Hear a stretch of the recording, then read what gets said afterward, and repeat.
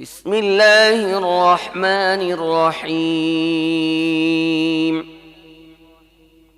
حاميم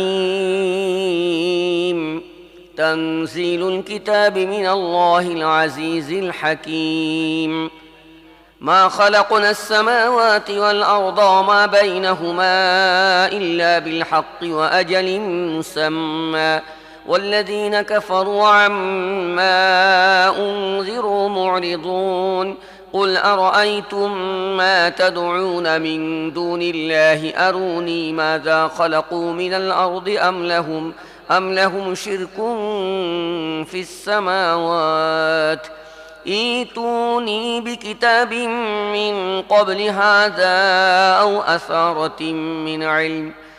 أثارة من علم إن كنتم صادقين বিসমিল্লাহির রহমানির রহিম। হামিম। এই কিতাব মহাপরাক্রমশালী ও মহাজ্ঞানী আল্লাহর পক্ষ থেকে নাযিলকৃত। আমি জমিন ও আসমান এবং এ দুয়ের মাঝে যা কিছু আছে যথার্থ সত্যের ভিত্তিতে বিশেষ সময় নির্ধারণ করে সৃষ্টি করেছি। কিন্তু যে বিষয় এই কাফেরদের সাবধান করা হয়েছে তা থেকে তারা মুখ ফিরিয়ে আছে। হে নবী, এদের বলে দাও, তোমরা আল্লাহকে বাদ দিয়ে যাদের ডেকে থাকো, কখনো কি তাদের ব্যাপারে ভেবে দেখেছ? আমাকে একটু দেখাও তো, পৃথিবীতে তারা কি সৃষ্টি করেছে, কিংবা আসমান সমূহের সৃষ্টি ও ব্যবস্থাপনায় তাদের কি অংশ আছে। যদি তোমরা সত্যবাদী হও, তাহলে ইতিপূর্বে প্রেরিত কোনো কিতাব কিংবা জ্ঞানের কোনো অবশিষ্টাংশ তোমাদের কাছে থাকলে নিয়ে এসো। ومن أضل ممن يدعو من دون الله من لا يستجيب له إلى يوم القيامة وهم عن دعائهم غافلون وإذا حشر الناس كانوا لهم أعداء وكانوا بعبادتهم كافرين وإذا تتلى عليهم آياتنا بينات قال الذين كفروا للحق لما جاءهم هذا سحر مبين أم يقولون افتراه قل إن افتريته فلا تملكون لي من الله شيئا هو أعلم بما تفيضون فيه كفى به شهيدا بيني وبينكم وهو الغفور الرحيم সেই ব্যক্তির চেয়ে বেশি পথভ্রষ্ট কে, যে আল্লাহকে বাদ দিয়ে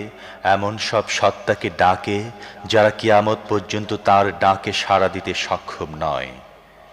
এমনকি আহ্বানকারী যে তাকে আহ্বান করছে সে বিষয়ে সে অজ্ঞ। যখন সমস্ত মানুষকে সমবেত করা হবে, তখন তারা নিজেদের আহ্বানকারী দুশমন হয়ে যাবে এবং ইবাদতকারীদের অস্বীকার করবে। যখন এসব লোকদের আমার সুস্পষ্ট আয়াতসমূহ শোনানো হয় এবং সত্য তাদের সামনে আত্মপ্রকাশ করে, তখন এই কাফেররা বলে, এ তো পরিষ্কার জাদু। তারা কি বলতে চায় যে রাসূল নিজেই সব রচনা করেছেন? তাদের বলে দাও, আমি নিজেই যদি তা রচনা করে থাকি, তাহলে কোনো কিছু আমাকে আল্লাহর পাকড়াও থেকে রক্ষা করতে পারবে না। যেসব কথা তোমরা তৈরি করছো, আল্লাহ তা ভালো করেই জানেন।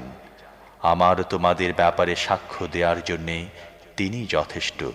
তিনি অতীব ক্ষমাশীল ও দয়ালু।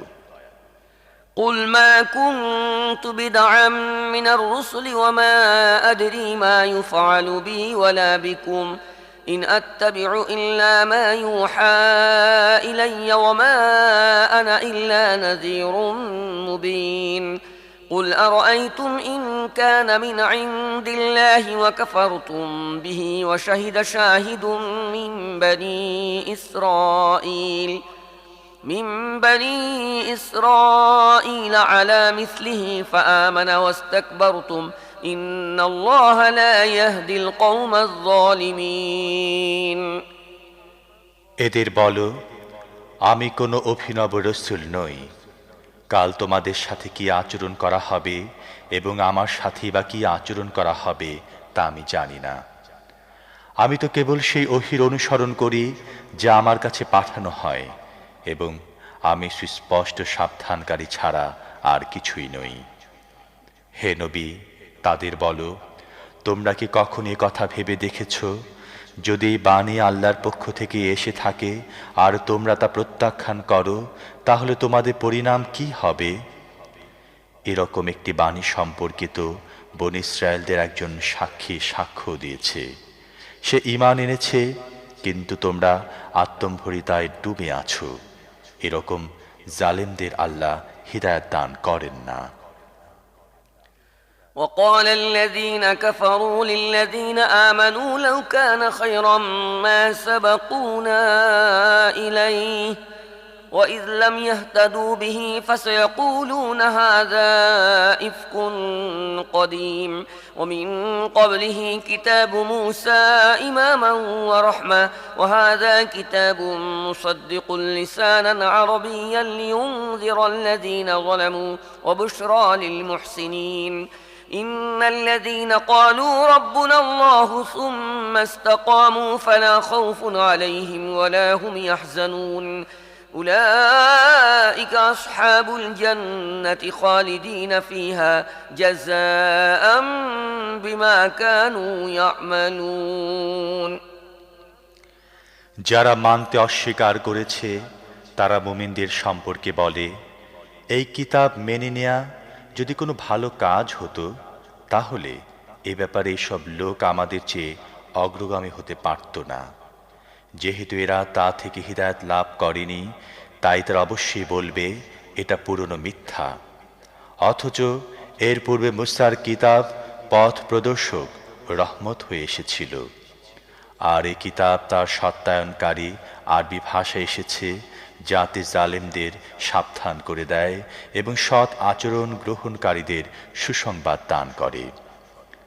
যারা ঘোষণা করেছে আল্লাহই আমাদের রব, অতঃপর তার উপরে স্থির থেকেছে, নিশ্চয়ই তাদের জন্য কোনো ভয় নেই এবং তারা মনমরা ও দুঃখ ভারাক্রান্ত হবে না।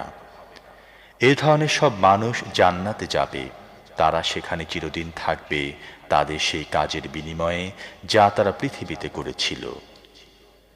ووصينا الإنسان بوالديه إحسانا حملته أمه كرها ووضعته كرها وحمله وفصاله 30 شهرا حتى إذا بلغ أشده وبلغ 40 سنة قال رب أوزعني أن أشكر نعمتك التي أنعمت علي وعلى والدي وأن أعمل صالحا ترضاه وأصلح لي في ذريتي إني تبت إليك وإني من المسلمين أولئك الذين نتقبل عنهم أحسن ما عملوا ونتجاوز عن سيئاتهم في أصحاب الجنة وعد الصدق الذي كانوا يوعدون আমি মানুষকে এই মর্মে নির্দেশনা দিয়েছি যে তারা যেন পিতামাতার সাথে সদ্ব্যবহার করে।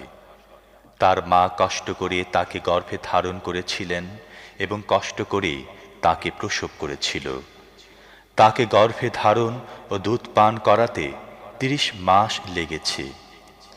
এমনকি যখন সে পূর্ণ যৌবনে পৌঁছেছে এবং তারপর 40 বছর বয়স উপনীত হয়েছে, তখন বলেছে, হে আমার রব, তুমি আমাকে ও আমার পিতামাতাকে যেসব নিয়ামত দান করেছ, আমাকে তার শুকরিয়া আদায় করার তৌফিক দাও, আর এমন সৎ কাজ করার তৌফিক দাও যা তুমি পছন্দ করো। আমার সন্তানদেরকে সৎ বানিয়ে আমাকে সুখ দাও। আমি তোমার কাছে তওবা করছি, আমি নির্দেশের অনুগত মুসলিম বান্দাদের অন্তর্ভুক্ত। এ ধরনের মানুষের কাছে থেকে তাদের উত্তম আমলসমূহ আমি গ্রহণ করে থাকি, তাদের মন্দ কাজসমূহ ক্ষমা করে দেই। যে প্রতিশ্রুতি তাদের দিয়ে আসা হয়েছে তা ছিল সত্য প্রতিশ্রুতি।